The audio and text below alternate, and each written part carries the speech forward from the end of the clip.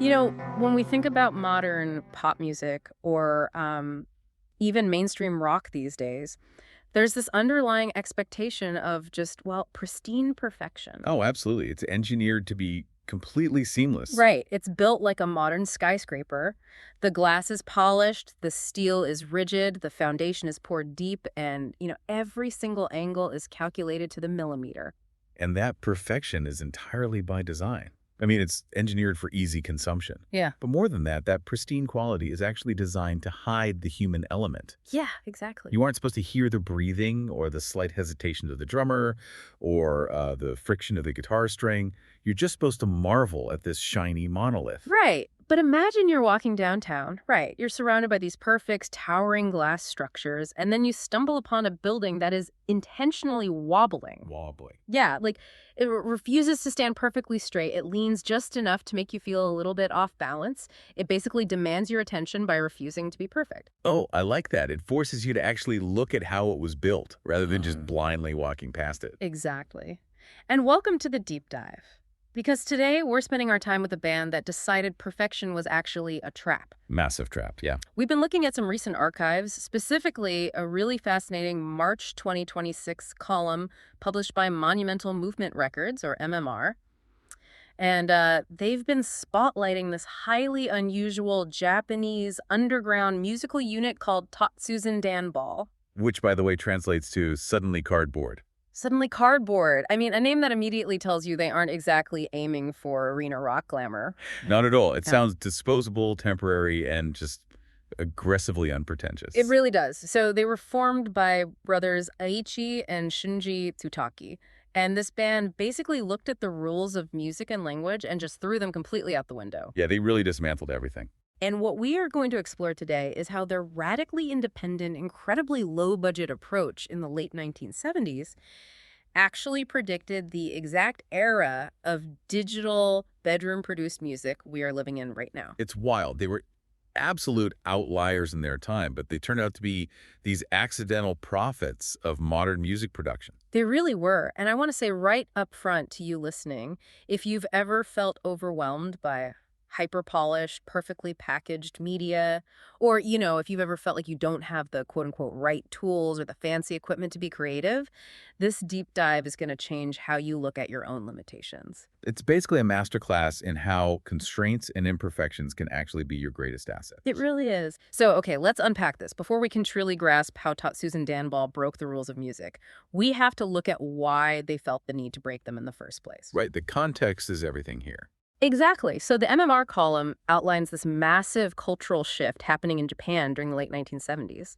The period of rapid post-war economic growth, the so-called economic miracle, had basically come to an end. Yeah, the bubble hadn't burst yet, but that relentless optimism was definitely beginning to waver. Right. And you have this massive urban expansion happening. Cities like Tokyo are just sprawling outward and upward.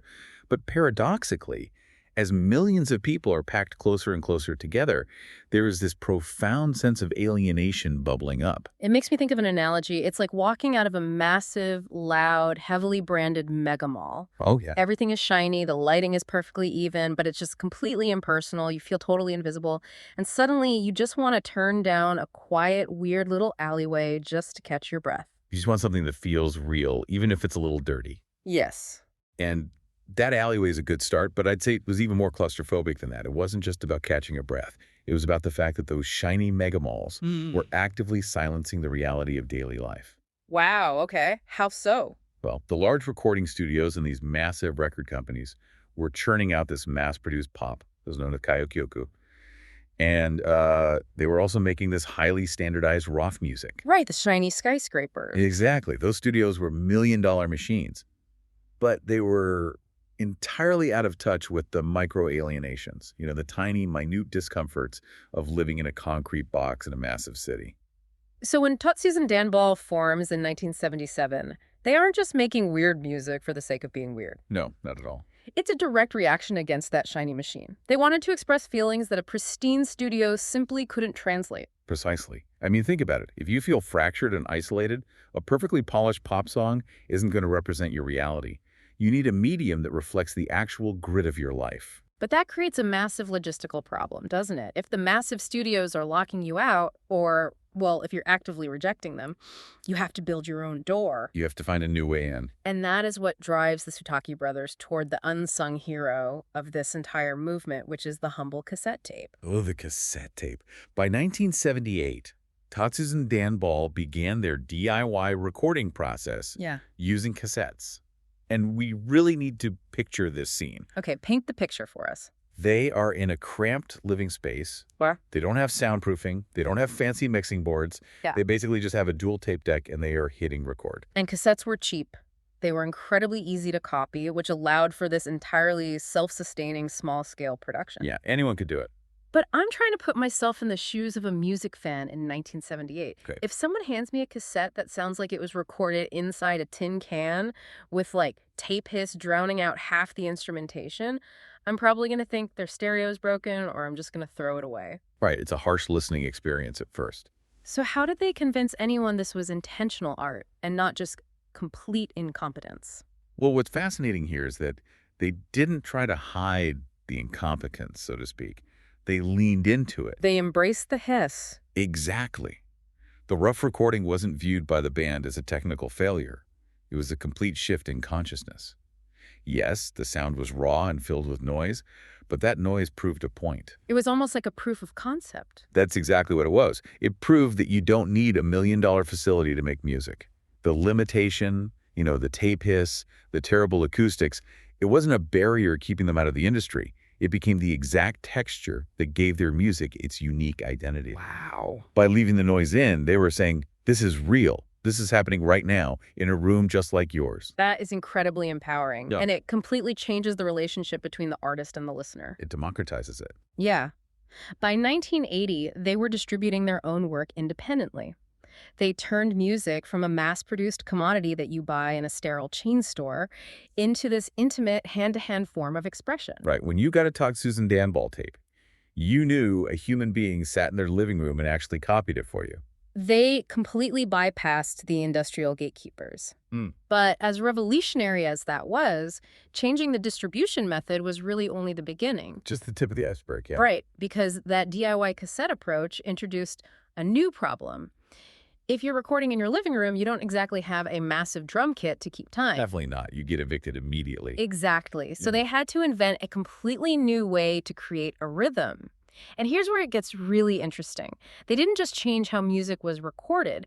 They quite literally tore down the structural foundations of the music itself. They really did. And this is where their genius shines. Because think about traditional music. It relies on a steady, reliable tempo. You can tap your foot to it. Yeah. But Totsuzen Danball intentionally utilized unstable, fluctuating rhythms. The beat isn't locked to a grid.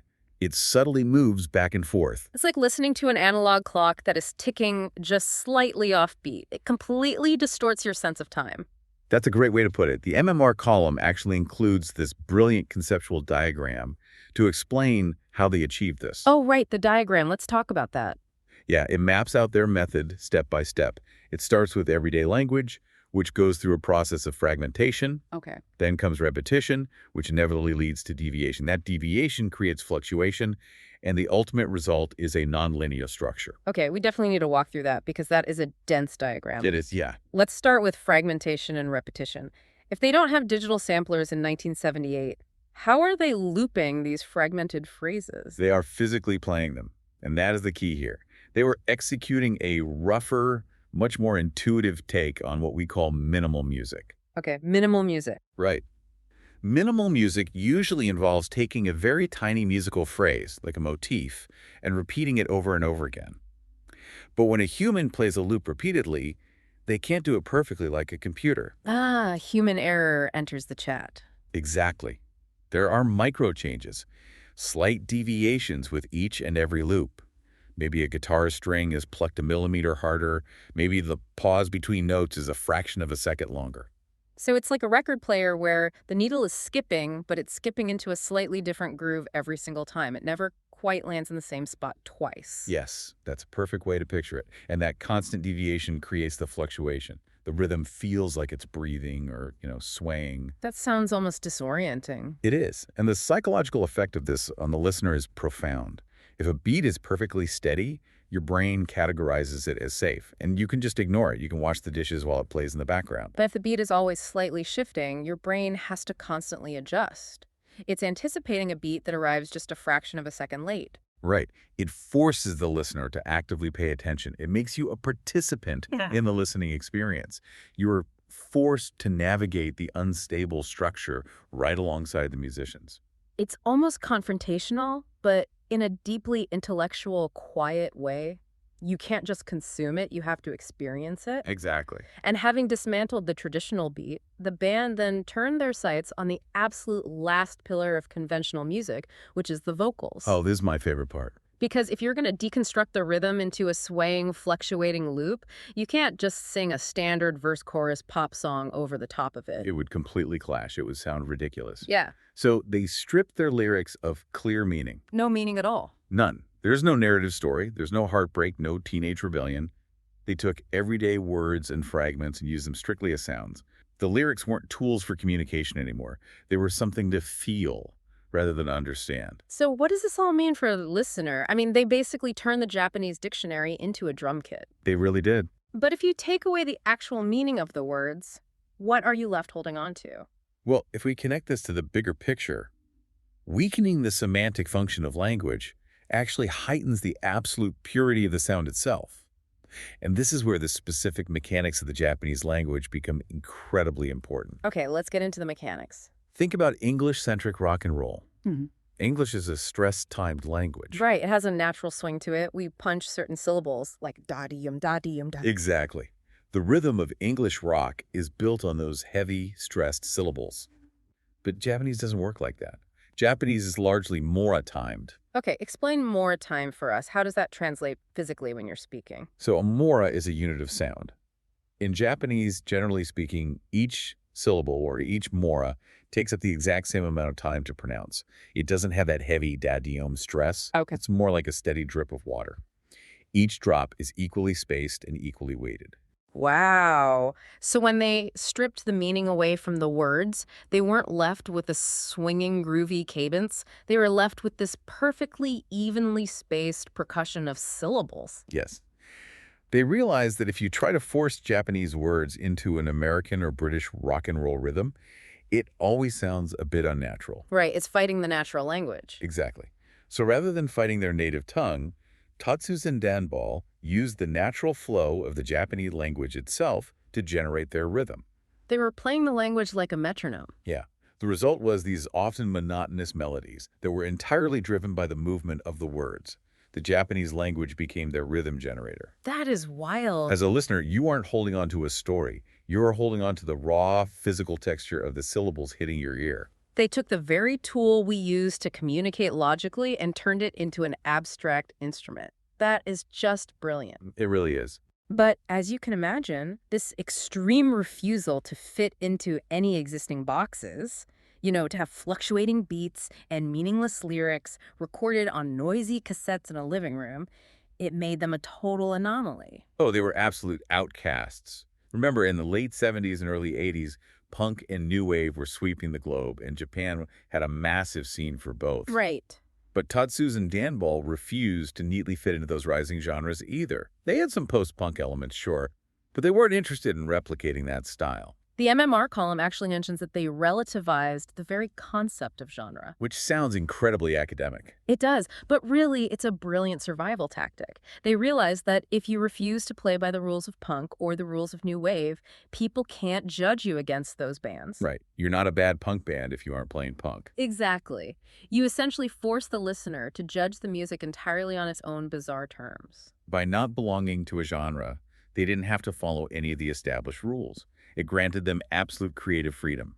And their timeline proves just how resilient that philosophy was. Because they didn't burn out. They maintained their underground activity all through the 1980s. They just kept going. They kept recording, kept experimenting. And then slowly, the rest of the world started to catch up.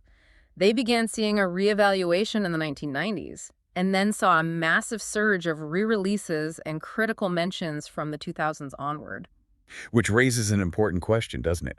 Why did it take 20 to 30 years for the wider culture to finally grasp what the Tsutaki brothers were doing in 1978? That's a great point. I really think it's because the technology of the listener finally caught up with the philosophy of the band. Mhm. Think about music today. Their work resonates perfectly with the digital age. The lo-fi aesthetics, the embrace of tape hiss and imperfection, the fluctuating off-grid beats. I mean, that is literally the foundation of modern lo-fi hip-hop and bedroom pop. Oh, absolutely. The bedroom producer DIY spirit they pioneered is now the modern standard.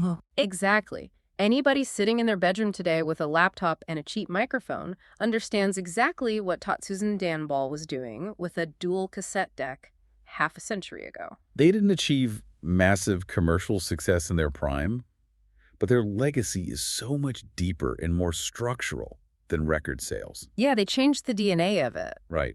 By constantly questioning the very boundary of what music is, they laid the groundwork for the modern independent artist.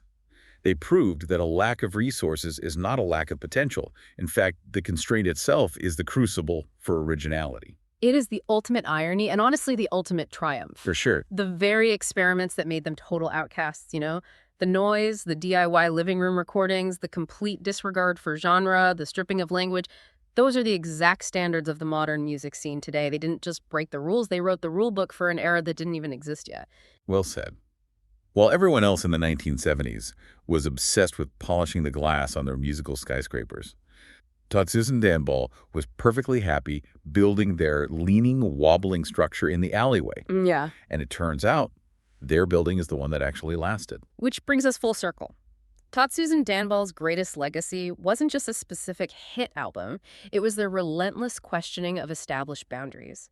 They proved that with just a cassette tape, a living room, and a willingness to break every rule in the book, you can create something wholly original. It's a very powerful reminder to question the structures we blindly accept as normal or required to create something meaningful. You really don't need the shiny studio to make art. Which leaves me with a thought for you to take with you today.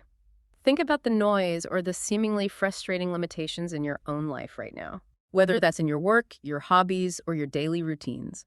We spend so much energy trying to buy the right gear or wait for the perfect moment or polish our imperfections away before we show ourselves to the world.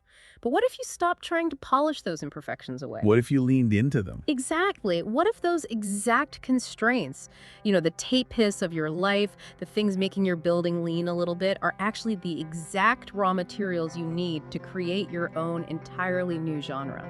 That is a genuinely great question to sit with. Embrace your inner fluctuations. Thank you so much for joining us on this deep dive. Until next time, keep exploring.